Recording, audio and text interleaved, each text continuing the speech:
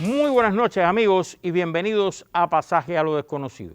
En la noche de hoy, el tercer y último programa de esta serie que tanto interés ha provocado en ustedes. Me refiero a los 10 consejos de la Sociedad Cubana de Neurociencias que gentilmente han accedido a compartir con nosotros en estos 3 programas sobre cómo lidiar con una serie de situaciones o problemas que no solo en una crisis como la pandemia, sino más allá de la pandemia, están en la vida cotidiana de todos nosotros y de todos los países. Esos 10 consejos hemos analizado 6 hoy en nuestro programa, los 4 últimos de la lista de los 10 consejos. Número 7, la alegría. El número 8, meditación reflexiva. 9, meditación irreflexiva. Y nos vamos al 10º y último de esta lista de consejos. Bueno, ahí lo están viendo, la mente, enigmático, porque la mente en neurociencia es todo. Y para continuar, está aquí con nosotros el doctor Nivaldo Hernández, presidente de la Sociedad Cubana de Neurociencia. Doctor, muchísimas gracias por regresar nuevamente aquí a terminar la lista. Los 4 últimos de los 10. Y hemos analizado 6. Nos quedan 4, ¿no? 4, sí. Quedan 4. Entonces, yo le quiero proponer algo. Recordar brevemente los 6 primeros que hemos ya analizado aquí usted ha explicado, hemos discutido, debatido aquí en el espacio. Recordar los primeros y después regresar y terminar con los últimos 4. ¿Está de acuerdo? De acuerdo. Entonces, nos vamos a recordar los primeros 6 de esta lista de 10 consejos. Adelante. Ejercicio físico es el primero de los 10 consejos que nos da. El ejercicio físico es el opuesto al sedentarismo. Y el individuo que es sedentario durante la pandemia o fuera de la pandemia tiene muchas dificultades. En primer lugar, su sistema inmunológico está muy debilitado. En segundo lugar, tiene tendencia a la obesidad y a las enfermedades crónicas no transmisibles. O sea que el ejercicio físico, la falta de ejercicio físico solo de por sí provoca muchas de las cosas que en la pandemia se resaltan, como son, por ejemplo, la ansiedad, el estrés y algunos trastornos de salud mental más severos que pueden llegar a una depresión, y la depresión puede hacerse suicidio. Eso no hace falta que exista una pandemia, pero en todas las pandemias esas cuestiones se enfatizan, y se enfatizan fundamentalmente en las personas que son sedentarias. El segundo es la nutrición. La nutrición es un factor que te prolonga la vida si tú consumes el 80% de las calorías que requiere para mantener tu peso. Eso se puede calcular perfectamente. Usted multiplica las libras que usted tiene ahora por 16 y le da las calorías que usted puede. A ver, vamos despacio en ese cálculo. ¿Cómo es el cálculo? Usted multiplica por 16 Ajá. las libras que usted tiene. El peso mío por 16. Peso en libras por 16. Por 16, ajá. Y entonces eso le da las calorías que usted tiene que consumir para, si usted está sentado en su casa, una vida sedentaria, el mantener ese peso. Entonces usted, sobre esa base de ese peso, usted dice, bueno, yo voy a consumir el 80%. Si me da 1.800 calorías, bueno, el 20% le quito. Más o menos debe ser 1.400, 1.500 calorías. Y en este siglo se hizo un experimento llamado Calorie en seres humanos que demuestra que se incrementa la longitud de la vida de las personas que toman el sistema de restricción calórica, pero manteniendo los nutrientes esenciales. Es importante. Ahí está en pantalla el número 3, la ingesta de agua. Todas las reacciones metabólicas y las reacciones que se producen en el metabolismo aeróbico para obtener energía, que son facilitadas por el ejercicio, por supuesto, esas reacciones se producen en un medio acuoso. Y si usted no tiene agua, entonces no puede hacer esas reacciones. Y muchas veces las enfermedades que padecen las personas es porque no consumen el agua necesaria. 2 litros u 8 vasos de agua. Bueno, en realidad el promedio es 8 vasos de agua. Número 4, ahí lo ven en pantalla. El sol El sol contiene rayos ultravioleta que a una hora determinada son muy intensos y te puede producir un cáncer de piel. Pero en otras horas, por ejemplo, en las horas iniciales de la mañana, de 7 a 9 de la mañana, y de 5:30 a 7 de la noche, esos rayos de sol no son tan intensos, no son tan numerosos. Y como no son tan numerosos, lo que hacen es que producen un efecto sobre el colesterol que pasa por la piel. Es un producto del colesterol. El colesterol no es malo todo, sino el colesterol puede tomar la piel, y cuando llega a la piel, los rayos ultravioleta lo transforman en provitamina D. Y esa vitamina D es importante para varias cosas. Una de ellas muy importante es que es la que permite la absorción del calcio en el intestino. Favorece la absorción de calcio, y el calcio forma parte de los huesos, forma parte de los músculos, forma parte de los caminos cerebrales, todo. El calcio es uno de los iones más importantes que existe. Pero además de eso, la vitamina D promueve la producción de toda una serie de genes que activan al sistema inmunológico. Y activan al sistema inmunológico, y hoy día se está estudiando mucho la relación que tiene la presencia de vitamina D en personas que no padecen de cáncer y la presencia de una poca cantidad de vitamina D en personas que sufren cáncer. En cuanto a la COVID-19, por ejemplo, la actividad inmunológica tuya va a depender mucho de la reacción que tú tengas ante la posibilidad de enfermarte. Y la vitamina D, en este sentido, es también antiinfecciosa. La respiración normal y completa. Cuando uno ve a un niño respirando, el niño está respirando, usted verá que cuando traga aire, que se llama inspiración, se le abomba el abdomen. Pero la mayoría de las personas no respiramos con el abdomen. Y al no respirar con el abdomen, ¿qué tú estás haciendo? Está entrando menos cantidad de oxígeno. Y al entrar menos cantidad de oxígeno, usted metaboliza, obtiene menos energía en el metabolismo energético. Y muchas de las enfermedades que tienen las personas es porque al no respirar bien no obtienen la suficiente cantidad de energía.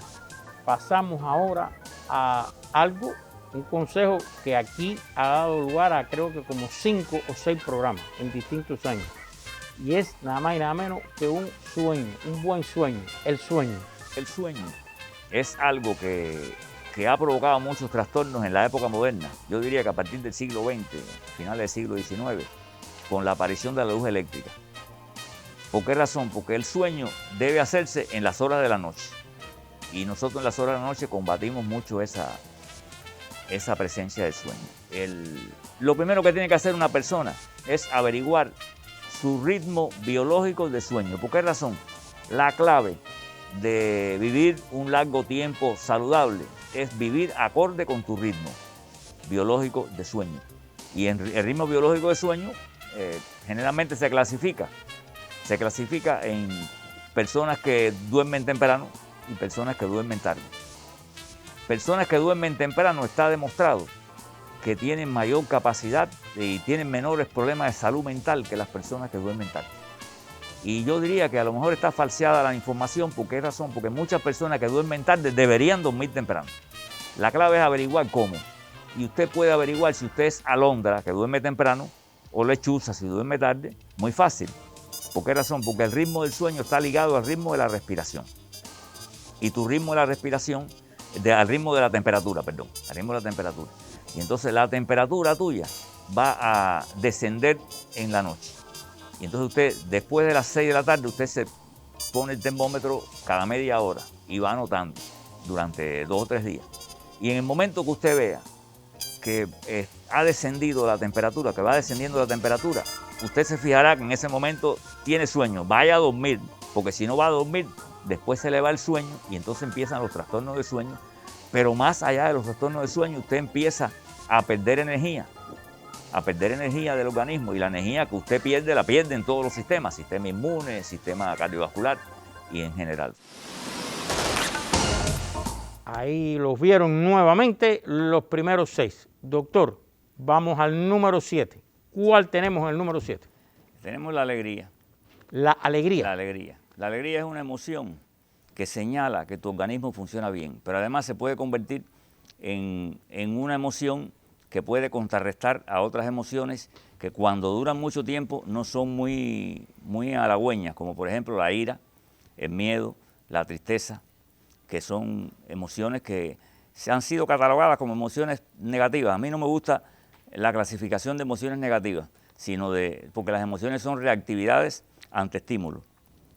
Pero muchas veces cuando la tristeza, la ira o el miedo van más allá del momento en el cual ellos deben actuar, se producen entonces fobias, se producen situaciones que afectan la salud mental del individuo.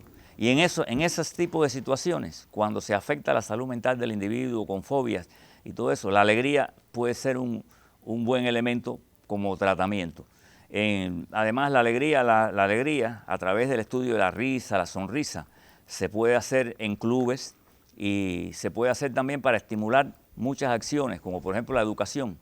Nosotros teníamos un grupo que venía de la Lenin y que formamos en Girón un grupo de la alegría. Y ese grupo de la alegría se dedicaba a ir al hospital oncológico, por ejemplo, los sábados y los jueves por la tarde, a alegrar la vida de los niños que padecían de cáncer y de los familiares.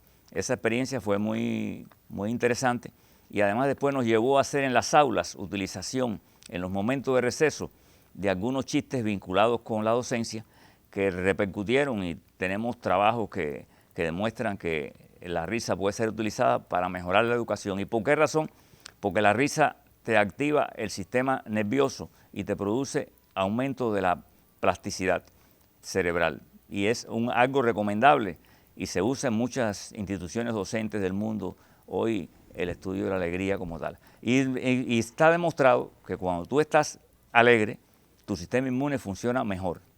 Cuando tú estás triste, tú estás deprimido, tu sistema inmune funciona peor. Y en ese momento la risa puede ser muy buena ayuda, porque la risa puede ser contagiosa. Incluso hay neuronas en el cerebro, que son las neuronas espejo, que hacen que cuando tú te empiezas a reír, mis neuronas en espejo reciben esa información y yo también me empiezo a reír. Y han habido hasta epidemias de risa. En Tanzania en los años 60 hubo una epidemia de risa, que todas las niñas se empezaban a reír. Y es por eso, porque existe un sustrato fisiológico para que se haga contagiosa. Eso es lo que explica que se usen en los programas de televisión y todo eso, risas congeladas de esas, para estimular que la gente se ría. Porque no solo es visual, sino también auditivo. Y el problema de la risa se ha hecho esto. Hay un yoga especial que es el yoga de la risa. Son practicantes de yoga que se reúnen en lugares cerrados. Nosotros allá en Girón hicimos una vez un reidero de eso, donde los muchachos antes de ir al examen se ponían a reírse, o si no le dábamos la opción de que siguieran estudiando. Los estudios que demostraron que los que se iban a reír salían mejor en el examen que los que estaban estudiando. Y es que bueno, que la risa también combate las situaciones de estrés, y las hormonas del estrés se ven como se reducen. La risa tiene una contradicción contra los niveles de cortisol, hay que evitar que los niveles de cortisol se eleven, y se elevan en situaciones de estrés, y que entonces reducen la actividad que tienen otras hormonas, otros neurotransmisores sobre el cerebro, que pueden ser muy efectivos. Pero en síntesis, y teniendo que ver con la COVID y fuera de la COVID, si usted logra estar alegre, y lo importante es que si usted está triste y se empieza a reír usted solo frente a un espejo, usted puede llegar a revertir esa situación.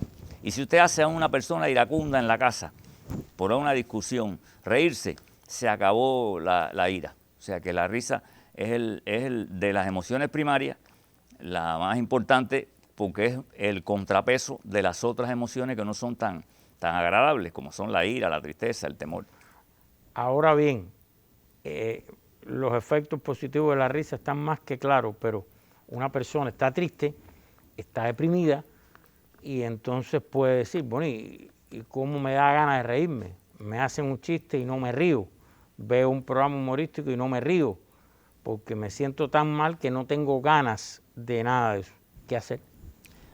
Es difícil que si tú lo pones en un ambiente como los clubes de risa que existen en la India, existen en muchos lugares, o si aquí en Cuba existieran reideros de eso. Nosotros promovíamos la creación de reideros en los centros. ¿Qué cosa es un reidero? Un reidero es un lugar donde se reúne la gente a reírse nada más, y te botan al que no está riéndose. Entonces, como la risa es contagiosa, cuando tú te empiezas a reír, si yo estoy triste, mis neuronas en espejo empiezan a recibir eso y los circuitos que activan la risa, que son circuitos que tienen que ver con el hemisferio izquierdo y el hemisferio derecho, cuando los dos hemisferios se llenan de esas informaciones, tú te empiezas a reír también. Y ahí desvanece. En eso consiste precisamente la presencia de reideros es importante y la presencia de clubes de risa, de lugares donde la gente se pueda reír, en los centros de trabajo, en las escuelas, es importante por eso, porque la persona que está estresada puede acudir ahí y verá cómo sus neuronas en espejo lo llegan a entrar en el contagio de la risa. Bueno, doctor, vamos a poner en pantalla el número 8, meditación reflexiva, y el 9, lo están viendo ahí, meditación irreflexiva. O sea, meditación en un caso reflexiva y en el otro irreflexiva. A ver, ¿cuál es la diferencia de qué estamos hablando en estos dos casos? Bueno, la palabra meditación proviene del latín, del verbo que significaba para los romanos y para los griegos reflexionar, interpretar un documento. Hoy día ese tipo de meditación reflexiva se usa mucho en el campo jurídico, por ejemplo. Los jueces, los abogados usan mucho esa meditación reflexiva. Y esa meditación reflexiva también se usa en muchas religiones. En el budismo, por ejemplo, se medita reflexivamente sobre las llamadas 4 verdades del budismo, sobre el camino para eliminar el sufrimiento. Y en la religión cristiana se medita mucho en los versículos de la Biblia, en el Islam sobre el Corán, y en la religión judía también hay meditación reflexiva sobre el Antiguo Testamento de la Biblia. Y entonces esa meditación reflexiva consiste en interpretar profundamente un documento escrito. Laica, puede existir una meditación laica, como ya dijimos en la parte jurídica, pero también puede ser que tú medites sobre frases que son muy famosas, como por ejemplo, todos los caminos conducen a Roma, que es muy bueno cuando la gente empieza a analizar algo y busca una sola alternativa. Hay varias alternativas, de las cuales hay que seleccionar la primera. Entonces, interpretar eso es útil cuando las personas están decidiendo caminos, que sepan que no pueden estar tosudamente decidiéndose por uno solo. Hay una parte de la neurociencia actual que se llama neuroeconomía que hace eso. Cuando tú vas a tomar una decisión económica, tú debes tomar varias alternativas y decidir cuál es la mejor. Y todo eso, en eso te puede ayudar mucho esa frase. También hay una frase que se usa mucho que es: lo mejor es enemigo de lo bueno, que también ha traducido lo perfecto enemigo de lo bueno, que Lenin la usaba mucho. Esa es una frase de Montesquieu, que después la usó Voltaire también, y quiere decir muchas personas que se empecinan en hacer algo que sea útil, pero entonces quieren hacerlo tan perfecto que no lo logran hacer nada. Y entonces la meditación reflexiva es algo que el hombre ha usado y utiliza normalmente en su vida particular. A ver si yo lo entendí. Sí. Meditación reflexiva es leer una frase y pensar en la frase, o buscar más información a partir de lo que leyó en la frase, o pensar solamente, o buscar interpretaciones. ¿Cuál? ¿Todas? Todas esas cosas. Todas esas cosas, porque la palabra meditación es concentrarte en esa situación. Cuando tú estás meditando reflexivamente, tú no estás pensando en el juego de pelota, ni en el juego de fútbol, tú estás concentrado en todo eso. Igual cuando tú estás en el fútbol, estás concentrado en el fútbol, pero bueno, la meditación reflexiva es sobre lo que tú estás interpretando en ese momento. ¿Qué usted cree de la proliferación que hay en el mundo moderno, vamos a decir, sinónimo de redes sociales, en este caso, lo que estoy hablando, sí, de una proliferación de frases que sin que uno se lo proponga todos los días, por distintas redes sociales a uno le cae un promedio de no sé cuántas frases por día, de distintos tipos, frases de escritores, frases de todo tipo, etcétera, etcétera? ¿Qué usted cree? ¿Es bueno? ¿Lleva a meditar? ¿No es bueno? ¿Qué usted cree? Eso lleva a meditar, eso es como eso lleva a meditar. Es importante que eso se haga y que se sigan. Lo que pasa es que depende de las frases que tú utilices, ¿no? A mí me gusta mucho usar las frases al principio del día. Para empezar a comenzar, yo tengo que hacer varias cosas en el día y entonces yo me digo una frase que la saqué de un poema de Campo Amor, que decía: un muchacho iba a coger 5 pájaros y los quería coger al mismo tiempo y no cogió ninguno. Sí, Gil se llama el muchacho. Que para coger los 5 tengo que empezar por 1. Y eso me condiciona a mí. Yo me concentro en ese poema y me ayuda. Ahora que usted dice ese poema, por ejemplo, me vino a la mente, el que mucho abarca, poco aprieta. Exactamente. ¿Tiene que ver? Tiene que ver, exactamente. Y eso es una meditación lo que yo hice. Es una meditación lo que tú haces. Si tú te concentras en esa frase, le tratas de sacar el hecho, la esencia de la frase, te encuentras con una meditación. Estás meditando reflexivamente y tu cerebro, si lo pudiéramos registrar en ese momento, con una resonancia magnética, con registros eléctricos cerebrales, iban a activarse las zonas que tienen que activarse y, por ejemplo, se iba a quedar inactiva un área que es la que de tu autoconciencia, la voz interior, que se llama red neuronal por defecto, que esa área hay que protegerla porque está usándose excesivamente. Y la meditación reflexiva, desde el punto de vista de la salud, tiene esa ventaja también, porque en el momento que tú estás concentrado en la frase, tú no estás pensando en tu autoyo y en tus cosas y que si el problema que tienes mañana, pasado, estás en el aquí y el ahora de esa actividad. Y eso es beneficioso para la pandemia y para fuera de la pandemia. Bueno, entonces vamos al 9, meditación irreflexiva. Ya lo habíamos puesto en pantalla. Ahora, como usted explicó la reflexiva, ahora vamos a la irreflexiva. Ajá. La irreflexiva es una meditación que llegó a Occidente a través de grandes líderes del budismo, del hinduismo, que venían de la India, que llegaron a Inglaterra y a Estados Unidos en el siglo XIX. Y esa meditación irreflexiva es todo lo contrario de la meditación reflexiva. La meditación reflexiva es trabajar, concentrarse en algo concreto, algo que indagar más sobre eso y tener tu mente concentrada en lo que estás interpretando. Sin embargo, la meditación irreflexiva lo que te dice es que tú pares la mente lo más que puedas. Como dicen los budistas, es como si tú le restringes las ramas del árbol en el que está saltando un mono. Entonces tú dices, bueno, yo voy a concentrarme, a focalizar la atención ¿en qué? En mi respiración. Cómo estoy inspirando y cómo estoy expirando. Cómo veo, cómo inspiro y cómo expiro. Y nada más que eso, pasa un pensamiento por mi mente y yo vuelvo a esa situación. Vuelvo a concentrarme en lo que estoy haciendo. O cuando estoy haciendo un ejercicio, me concentro en el ejercicio. Ya eso es meditación informal. Hay una formal, que es la que tú te sientas o te acuestas y empiezas a concentrarte en una actividad tuya o en una actividad externa. Por ejemplo, te concentras en mirar la cámara, mirar un árbol, y entonces tú, nada más que tú, te fijas en el árbol. Eso tú focalizas la atención. Áreas del cerebro que están ayudando a que tú no utilices mucho esa red neuronal por defecto, que es la voz interior nuestra, que hay que cuidar, porque sobre todo en los ancianos que tienen Alzheimer se ha visto que esa red neuronal por defecto no funciona. Y no funciona porque se ha gastado mucho tiempo. Y el hecho de tú meditar y reflexivamente te va a ayudar a conservarla. Pero hay muchos efectos beneficiosos. Se controla el estrés, se controla la ansiedad por medio de la meditación irreflexiva.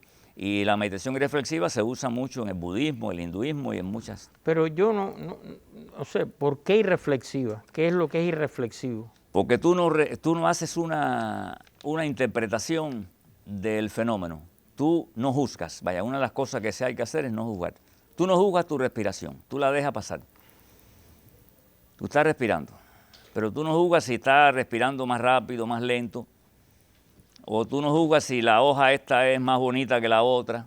Tú estás mirando la hoja, estás como la palabra, la gente se queda concentrado en algo como tal. Como eso lo hace la gente automáticamente sin tener que practicar nada de esto. Cuando se queda absorto mirando la caída de la tarde, por ejemplo, el sol. Eso es una meditación irreflexiva. Es una meditación irreflexiva. Una persona que vaya, se siente en la costa, empieza a mirar la puesta del sol. Eso es una meditación irreflexiva. Y tiene efectos beneficiosos, tanto como las meditaciones irreflexivas que se hacen sentado en la posición del loto que hacen los yogas y todo eso. Y hay una meditación irreflexiva muy importante que es la informal, que es la que nosotros estamos llamando que se practique mucho. Es la siguiente: todas las acciones que tú hagas, lo importante es que tú estés concentrado en lo que estás haciendo. Si estás fregando, estás fregando. Si estás bailando, estás bailando. Si estás caminando, estás caminando. Si estás corriendo, estás corriendo. La meditación irreflexiva también se aplica a un aspecto informal de eso y que se usa mucho, en el deporte se usa mucho. Los deportistas, los grandes deportistas practican mucho eso y mientras están concentrados es que funcionan mejor, porque se quitan esas cosas que vienen alrededor que alteran, como cuando el líder de picheo le va a decir al pitcher cómo tiene que picharle a esa persona. Usted verá que la mayoría de las veces le tira mal, porque lo desconcentra. El pitcher tiene que estar concentrado en lo que está haciendo. Bueno, yo le quiero hacer una anécdota de béisbol. Discúlpenme los que no son fanáticos. En la famosa Serie Mundial, a ver si la memoria no me traiciona, año 56, el único juego perfecto que se ha tirado en una Serie Mundial de Grandes Ligas en Estados Unidos. Don Larsen, sí. Don Larsen. Él estaba tirando juego perfecto. Para los que no me están viendo, el juego perfecto lo dice todo. El juego que todo le sale perfecto al pitcher. 27 outs consecutivos. Bien. Él estaba tirando juego perfecto. Llegó al noveno inning y creo que al primer bateador del noveno inning le abre con 2 bolas, creo. El catcher, Yogi Berra, va al montículo y tiene una conversación con él. Retornó y liquidó el inning fácilmente. Lo sacó los 3 outs, juego perfecto. El único que se ha tirado en una Serie Mundial. Got it. The greatest game ever pitched in baseball history by Don Larsen. A no-hitter, a perfect game in a World Series. Never in the history of the game has it ever happened in a World Series. Y siempre quedó la duda de qué le había dicho. Y años después, Yogi Berra, famoso por su frase, confesó que él salió a hablarle de peces, porque Don Larsen era fanático a las peceras y los peces, y le empezó a hablar que cuando terminara el juego, a hablar de los peces, etc. ¿Eso qué cosa es? Quitarle la atención que tenía, una meditación irreflexiva, ponerlo a pensar en peces, en un momento que tiene que estar concentrado en bolas y strikes, se supone. ¿Qué cosa es eso? ¿Cómo queda eso? Eso es meditación irreflexiva también. Eso es una meditación irreflexiva. Sí, porque lo saca de la voz interior esa que le estaba diciendo, estoy dando juego perfecto. Por eso, bueno, está en la mística de que tú no le digas al pitcher, pero el pitcher lo sabe, que está dando juego perfecto. Y entonces en ese momento, cuando tú lo sacas de ese ambiente, tú lo pones a fijarse en su respiración, a fijarse en los peces. Hay una historia también del béisbol que había un catcher que decía eso, que cuando veía que el pitcher se ponía nervioso, le decía, mira los aviones aquellos que vienen por allá, están volando. Eso. Los saca. La meditación irreflexiva es muy útil porque te combate las situaciones de estrés en toda esa situación. Porque uno está estresado porque está pensando que va a ganar el juego y ya llega. Esos mecanismos que se usan poco, generalmente cuando van a aconsejar, lo que van es a destruir al individuo, porque lo van a poner. O sea, si en ese momento sale el entrenador de picheo y se pone a decirle a este hombre tienes que tirarle sliders bajito, etcétera, es peor. Es peor. ¿Usted cree que es peor? Yo creo que es peor. Sí. Déjeme aclarar algo para los fanáticos del béisbol. Yo sé que se han tirado muchos juegos perfectos, no son esos 2 nada más. Me vino a la mente el de Valle, pero la anécdota no es el juego perfecto en sí, sino qué le dijo el catcher, Yogi Berra, al pitcher en ese momento, que tanto tiempo y tanto demoró en decir qué le había dicho, que siempre fue una gran incógnita. Sí. Si era una meditación irreflexiva, ¿no? Sí, es una meditación. Yo sé que hay más juegos perfectos porque la lista es larga, son más, etcétera. No, aquí mismo en Cuba, Mayer Rodríguez dio un juego perfecto. Sí. No, y que son muchos más, pero estaba la anécdota esta famosa. La anécdota esa, sí. Sí, esa anécdota es única. De qué le dijo en ese momento. Nos queda uno más. Entonces vamos a la pantalla y nos vamos al 10º y último de esta lista de consejos. Bueno, ahí lo están viendo, la mente, enigmático, porque la mente en neurociencia es todo, y lo pone como uno solo. Doctor, la mente. En mentalista. ¿Qué es eso? En neurociencia no es todo. No es todo. Mira, la conciencia o mente de las personas, y muchos consideran, en el punto de vista religioso, el espíritu. Hay mucha confusión de lo que es la mente, pero la mente para nosotros es la conciencia, para la neurociencia es la conciencia que tiene muchos atributos que te ligan con el presente, por ejemplo, son las percepciones, atributos que te ligan con el pasado, que es la memoria, atributos que te ligan con el futuro, te permiten planear el futuro, que es la imaginación. Pues hay mucho, la mente tiene muchos atributos y la mente, una de las cosas que hace es planificar. Y cuando la mente planifica, una de las actividades que planifica es una actividad típicamente humana, que es el ejercicio, el deporte. El ejercicio físico, que fue la primera, es importante porque el ejercicio físico te aumenta la producción de energía en el organismo, necesaria para todas las funciones y para que todas las otras que mencionamos se produzcan. Y sobre todo que el sistema inmune se mantenga. Bueno, por ese ejercicio está dominado ¿por qué? Por la acción mental. No es una actividad física habitual que hacemos cuando nos sentamos, nos paramos, sino que es una actividad que tú planificas conscientemente. ¿Con qué? Con el propósito de desarrollar tu condición física. Y en la mente tuya está operando precisamente en esas cosas. Pero tu mente está operando buscando también toda una serie de elementos que los traza en el futuro y que esos elementos son muy importantes porque pueden ser casuales. Y hay elementos casuales que son muy buenos si los utilizas, si tu mente está activa, que son las llamadas serendipity, que son actos casuales que son los que hicieron que, por ejemplo, Fleming descubriera la penicilina, o que se descubriera a partir de la observación de Fleming, de que no crecían las bacterias en la placa de Petri, se descubriera que había un agente que era un hongo, y el hongo producía lo que después se conoció como penicilina. Así empezó a dar antibióticos. Así también se descubrió cómo fue el Viagra, ¿no? El Viagra le dieron para estudiar efectos cardiovasculares de la sustancia, se le dieron a un grupo de mujeres y a un grupo de hombres. Las mujeres devolvían lo que les sobraba y los hombres no devolvían lo que les sobraba. Entonces los investigadores se percataron de eso y fueron a ver a los hombres y le preguntaron, y ahí se descubrió la acción eréctil del Viagra. O sea que hay muchos descubrimientos que se hacen por el serendipity, pero si tú no estás preparado para eso, tú no lo recibes y lo botas como tal.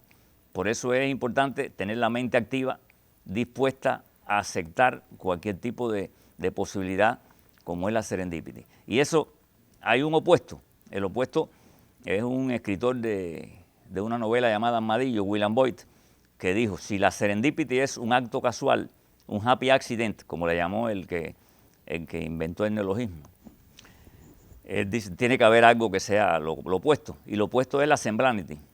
La semblanity es algo que mientras tú estás haciendo un trabajo efectivo, se te aparece y te choca el problema que tú estás haciendo. Y por ejemplo, se puede decir que la COVID-19 es una semblanity para el mundo. Y entonces la solución que hay que hacer es no quejarse, sino producir vacunas, producir elementos que aumenten la resistencia como estos que estamos diciendo. Entonces, bueno, las palabras serendipity y semblanity son raras porque son lo que se llaman neologismos, ¿no?, que se inventaron. Serendip lo inventó un escritor de novelas góticas en el siglo XVIII, Horace Walpole, porque dice que Serendip, él lo sacó de las Mil y una Noches árabes. Serendip es el nombre antiguo que tenía Sri Lanka, y para él Sri Lanka es una isla maravillosa. Por lo tanto, encontrarse con un happy accidente es una cosa maravillosa.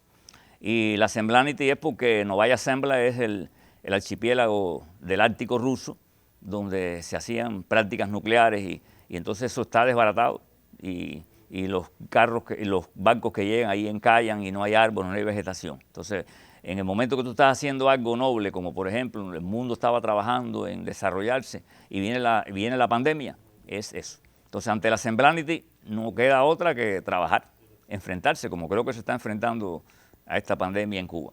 Doctor, mire, una notica, una digresión, pero ocurrió ya aquí en el estudio. Qué bueno que todavía el béisbol y lo sigue provocando esta pasión en Cuba. Una persona me pasaba un papelito que la anécdota de Don Larsen no está confirmada, la de Yogi Berra y Don Larsen.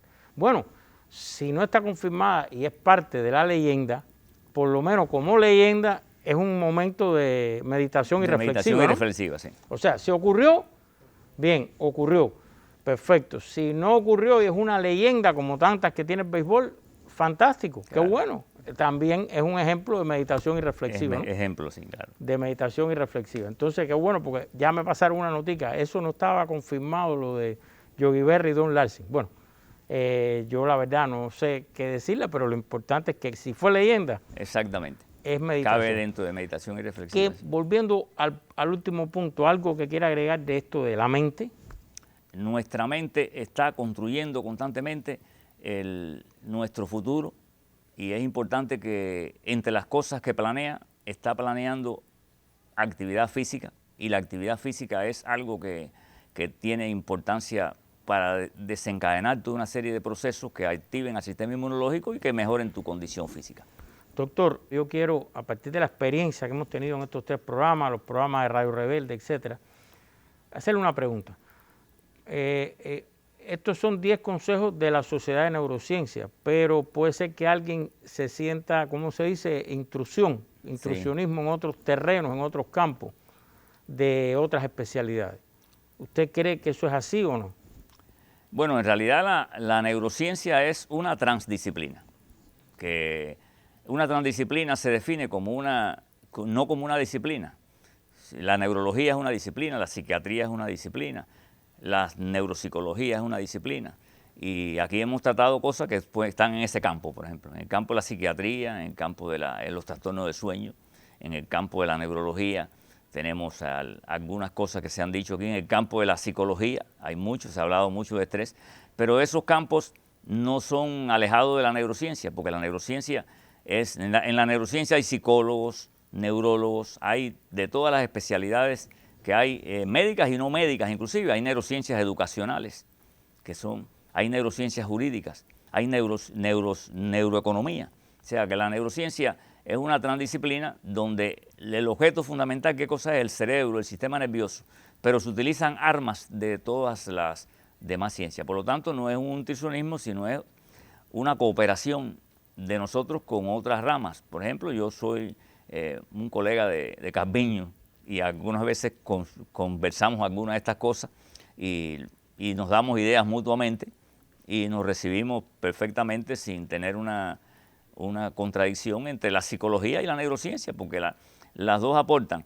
La psicología avanzó mucho en el siglo XIX cuando se fundó y avanzó hasta el siglo XX, y la neurociencia es una transdisciplina surgida a fines del siglo XX que ha aportado mucho, ha logrado aterrizar algunos conceptos que eran antiguamente poco explicados, por ejemplo, cómo la gente se sentía bien, por qué la gente se sentía bien cuando hacía ejercicio, por qué la gente se sentía bien, y todo se daban explicaciones que no eran. Ahora hay explicaciones con neurotransmisores que se están produciendo, hay explicaciones con actividad inmunológica que se está demostrando que la actividad neuroinmune la protege. Me parece que eso es importante. Yo creo que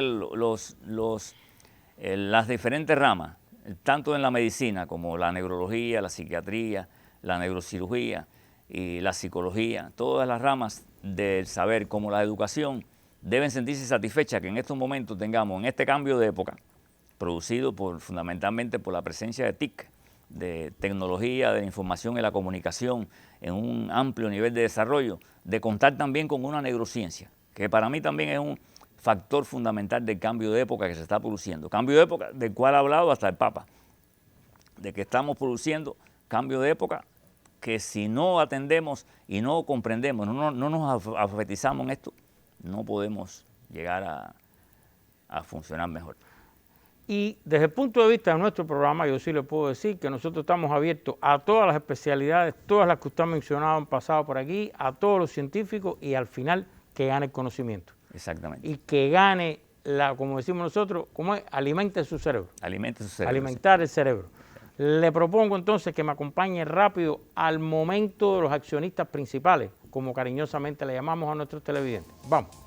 Este lo envía Michael González Álvarez. Dice, hola, pasaje a lo desconocido, quisiera que trataran el tema de materia oscura y desearía que enriquecieran el programa con documentales o temas desconocidos. Saludos y un abrazo al colectivo del programa. Bueno, materia oscura es el primero, vamos a estar el segundo aquí en pantalla. Lo estamos viendo también. Pedro Miguel manda el segundo. Veo el programa asiduamente y felicito a su colectivo. Sugiero el tema, la inteligencia artificial. Bueno, doctor, yo sé que no son sus temas. La materia oscura es un tema fascinante, que tiene hasta connotaciones filosóficas. Aquí se ha hablado varias veces de la materia oscura. Y el otro tema que pedía, ¿cuál era? Inteligencia artificial. La inteligencia artificial. Hemos hecho 2 programas, recuerdo, sobre el tema. Ya hemos hecho 2. Esto nos pasa mucho, que hay gente que no ve los programas y nos pide temas que ya hemos abordado. Nos pasa muchísimo en la página de Facebook. Hemos hecho 2 programas sobre inteligencia artificial. Hemos hablado de la materia oscura aquí, pero con gusto prepararemos otro del mundo del futuro. Estamos preparando una serie que se llama El Mundo del Futuro, donde uno de los temas es la inteligencia artificial. ¿Qué va a pasar? Lo hicimos aquí ya. Sí. Incluso recuerdo que hicimos uno de qué va a pasar con el trabajo y las líneas de trabajo, producción automatizada y bueno, y muchas cosas de ese tipo. ¿Quiere decir algo de inteligencia artificial y materia oscura? Breve. Bueno, breve. Yo creo que la materia oscura es algo que está en una situación de discutirse más profundamente. Yo he visto los programas con los que se ha mencionado la materia oscura, pero creo que se debe profundizar mucho más, porque esto tiene implicaciones, como dijiste, filosóficas y físicas también como tal. Y en cuanto a la inteligencia artificial, también estoy de acuerdo que se discuta, porque es algo que, aunque se haya planteado, debe estar siempre en el argot de nosotros de poder resolver el problema de la inteligencia. Se sabe que hay neuroplasticidad en los seres humanos y que trasciende a la etapa de la adultez. Y está hasta el momento que antes de morir, se está creciendo las neuronas. Pero esas neuronas nos dan la inteligencia, por supuesto, y su circuito. Pero si nosotros podemos hacerlo externamente, hay 2 grandes tendencias en el mundo. Uno es que la inteligencia artificial puede resolver los problemas que está resolviendo la mente humana y que resolverá de aquí a muchos años. Y hay otra tendencia que se niega, por contrario. Yo soy ecléctico. Bueno, ya que usted es ecléctico, yo eclécticamente le pido que está invitado a ese próximo programa, que nuevamente vamos a hacer sobre inteligencia artificial, invitado de una manera u otra para que dé su opinión. Por supuesto. Porque el Dios Crono no nos deja más. Y por eso le propongo pasar revista rápido a lo que llamamos el momento de las interacciones, cómo interactuamos con ustedes, nuestros accionistas principales, como cariñosamente les llamamos, desde distintos medios. Hay un pasaje a lo desconocido, amigo, hay un pasaje. Y precisamente el último que vimos, Radio Rebelde, que es muy importante para nosotros, está usted invitado el próximo sábado, 12:15 del mediodía. Usted sabe, bueno, usted es veteranísimo en ese programa. Teléfonos abiertos, la gente llama y bueno, ahí lo esperamos. Entonces, doctor, se nos acabó el tiempo. Muchísimas gracias por este y por los otros 2 programas, por la serie completa de los 3. Ha sido un derroche para nosotros de recibir buena información, análisis, de recibir consejos muy útiles para la vida cotidiana desde cualquier punto de vista. Así que le estamos muy agradecidos nuevamente a usted y a la Sociedad Cubana de Neurociencia. ¿Qué le digo a usted y a los amigos televidentes? Que como cada semana les pido, busquen, lean más, estudien, profundicen, analicen, alimenten su cerebro en el sentido de información, me refiero, de cultura general. ¿Para qué? Para que, como también siempre les pido, va a ser ya 25 años, al final saque usted sus propias conclusiones. Buenas noches.